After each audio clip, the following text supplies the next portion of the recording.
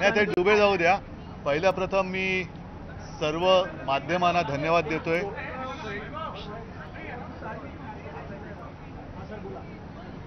सुरू सर्वप्रथम मी सर्व माध्यमांना म्हणजे इलेक्ट्रॉनिक आणि प्रिंट मीडिया यांना धन्यवाद देतोय. याचं कारण असं की परवा महाराष्ट्राच्या मराठी माणसाच्या आनंदाचा क्षण हा तुम्ही फार चांगल्या पद्धतीने सर्वांसमोर आणलात आणि मला माहिती आहे की माध्यमांमध्ये सुद्धा त्याच्यामुळे आनंद झाला.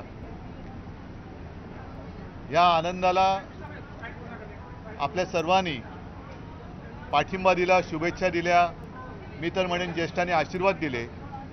तर सर्व माध्यमांना मी धन्यवाद देतो आणि तमाम मराठी जनांना आणि त्याच्यामध्ये खास करून मुंबई आणि महाराष्ट्रामध्ये मराठींसोबत इतर भाषिकसुद्धा जे गुण्यागोविंदाने नांदतायत त्यांनीसुद्धा मला सांगितलं की ये किया आपने बहुत अच्छा किया.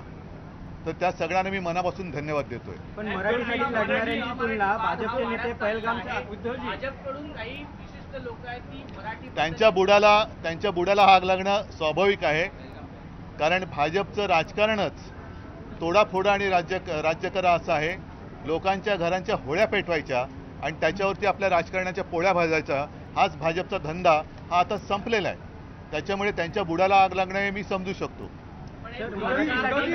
विजयोत्सव हा मराठी भाषा अस्मितेपुरता मर्यादित राहणार आहे की यापुढे राजकीय युतीसाठी तुमच्याकडून शेवटी महाराष्ट्रामध्ये मराठी ही राजभाषा आहेच.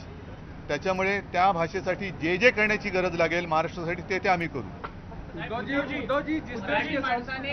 एक मिनट सबको मैं बात करूंगा लेकिन इनका पहिला पूरा होने दो. उत्तर प्रदेश बिहार मध्ये मराठी महाराष्ट्राच्या माणसांनी यावं आम्ही पटक मारूंगे अशी भाषा ऐसे कुछ लकड़बग्गे है.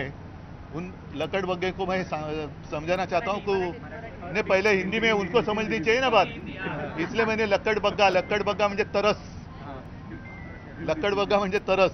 आता भेड़िया म्हणजे पण तुम्हाला काय माहिती आहे. तर ऐसे कुछ लोग हैं जो यहाँ हम खुशी खुशी सब रह रहे हैं उनके बीच में आग लगाने की कोशिश कर रहे हैं. उनको मैं कहता हूं कि आप कुछ भी कहें, आपको कोई यहाँ पहचानता नहीं तो आप अपना काम समझिए. तर असे जे कोणी जे आहेत त्यांचं म्हणजे मी खरं म्हणजे मी लक्कडबग्गा बोललो. त्या लक्कडबग्गाची मी माफी मागतो कारण ते त्याही लायकीचे नाही आहेत ही लोक.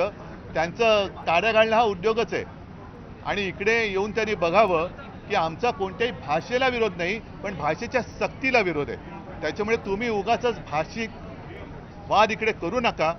आमच्याकडे सगळे आनंदाने राहत आहेत. अगदी सांगायचं झालं आम्ही आता आतमध्ये बोलत बसलो होतो, माझ्या आमदारांशी मी बोलत होतो. तर शिवसेना आणि शिवसैनिक हे रक्तदान शिबिर असेल, ॲम्ब्युलन्स सेवा असेल, इतर काही सेवा असेल, सुविधा इकडे आम्ही जातपात धर्म न बघता या गोष्टी करत आलोय. तर त्याच्यामुळे हे सगळे जे काय बाहेरची लोक आहेत हे इकडे आग लावण्याचा प्रयत्न करत आहेत. त्यांनी त्यांचं घर बघावं. त्यांचा पक्ष जो मेलेला आहे तो पक्ष जिवंत होतोय का बघावं. मराठीसाठी लढणाऱ्यांची तुलना आशिष शेलार किंवा भाजपचे नेते हे पहलगाममध्ये दहशतवादी हल्ले आतंकवादी आहेत त्यांच्याशी करतात. हे मला असं वाटतं हेच महाराष्ट्राचे आणि मराठीचे मारेकरी आहेत.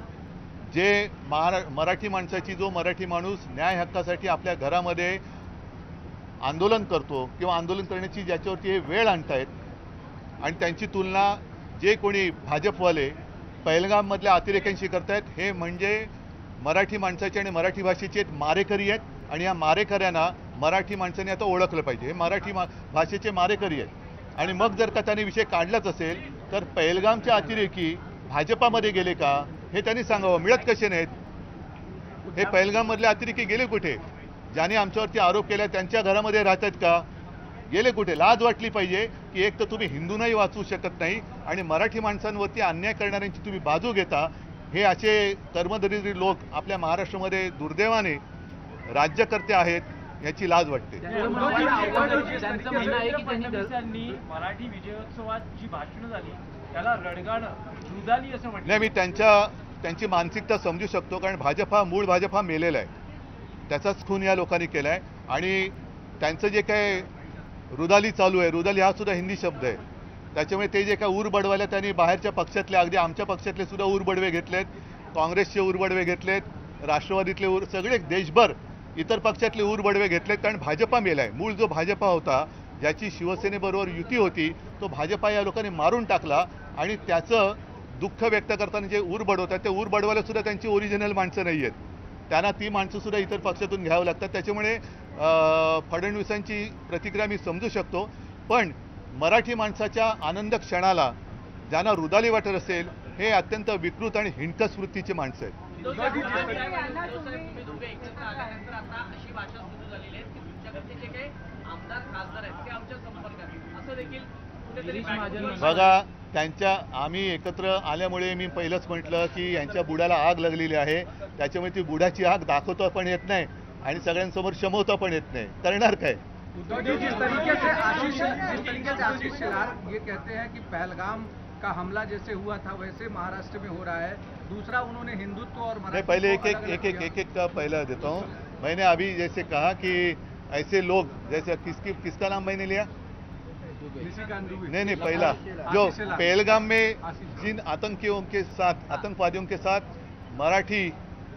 मराठी माणसाची ज्यांनी तुलना केली, ये तो गिरे हुए, मतलब उनकी कुछ तुलना किसी से हो नहीं सकती. और यही महाराष्ट्र के दुश्मन है, मराठी के दुश्मन है. और फिर मेरा सवाल यही है कि ठीक है, हम हमारा जो कुछ है देख लेंगे, लेकिन पहलगाम के आतंकवादी भाजपा में गए क्या? कहाँ गए? वो मिल कैसे नहीं रहे? तो शायद यही हो सकता है कि कोई कुछ भी करे और भाजपा में आता है तो वॉशिंग पाउडर भाजपा तो हाँ. और अभी नहीं इतना ही नहीं, लेकिन वो उनको शर्म भी नहीं आती. पाकिस्तान के खिलाफ पूरे दुनिया में आवाज उठाया. हमारे भी लोग MP उन्होंने वो लेके गए थे. अच्छी बात है, हमने तो समर्थन दिया था. लेकिन उसी पाकिस्तान के साथ अब खेल खेलते हुए इन लोगों को शर्म नहीं आती? हिंदुत्व और मराठी को एक कर रहे हैं और उनका कई नेताओं ने. सुनो, पहली बात ऐसी है कि हम किसी भाषा का विरोध नहीं कर रहे हैं. हम तो जबरन या सख्ती से हमारे ऊपर कुछ लादने की कोशिश कर रहे हैं, उसका हम विरोध कर रहे हैं. अब मैं कौन सी भाषा में आपके साथ बात कर रहा हूँ? हिंदी में तो कर रहा हूँ. हमारे सांसद यहाँ खड़े हैं, संसद में हिंदी में तो बोलते हैं. जबरदस्ती क्यों? और अगर जबरदस्ती करनी है तो जो उत्तर के राज्य है, चाहे उत्तर प्रदेश है, हमारी कोई दुश्मनी नहीं है, लेकिन वहाँ तीसरी भाषा कौन सी होगी? तीसरी भाषा कौन सी होगी?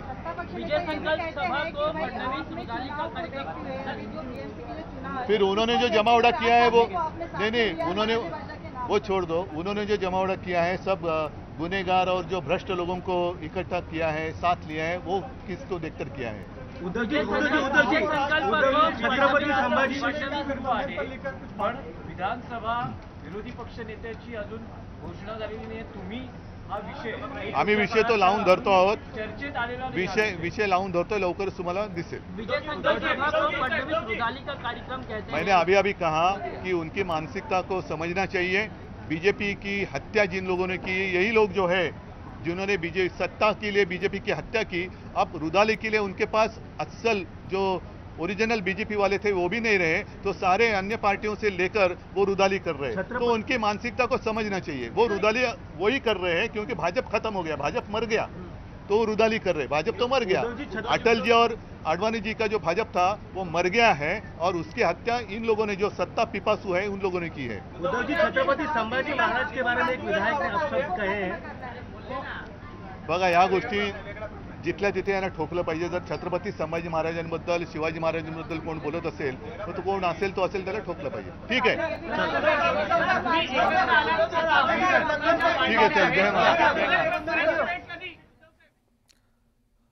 तर उद्धव ठाकरे बोलत होते, जातपात न बघता महाराष्ट्रात आम्ही सगळे एकत्र राहतो, आनंदाने राहतो, या ठिकाणी बाहेरच्यांनी बोलू नये, अशा पद्धतीचं वक्तव्य उद्धव ठाकरेंनी केले. दरम्यान मराठी भाषेचे मारेकरी कोण आहेत या संदर्भात सुद्धा त्यांनी उल्लेख केला. ठाकरेंनी शेलारांवरती टीका केलेली आहे. तोडा फोड आणि राज्य करा हे भाजपाचं काम आहे, अशा पद्धतीचं सुद्धा वक्तव्य उद्धव ठाकरेंनी केलंय.